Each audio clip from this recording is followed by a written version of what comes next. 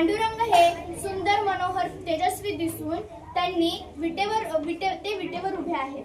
त्यांनी त्यांचा हात कमरेवर ठेवलेला आहे व त्यांच्या गळ्यात तुळशीची माळ धारण केलेली आहे आणि कंठामध्ये कौस्तुभ मण्यांची माळ ही धारण केलेली आहे. पितांबरही धारण केलेला आहे व त्यांनी त्यांच्या कानामध्ये मासांचे कुंडले धारण केलेले आहे.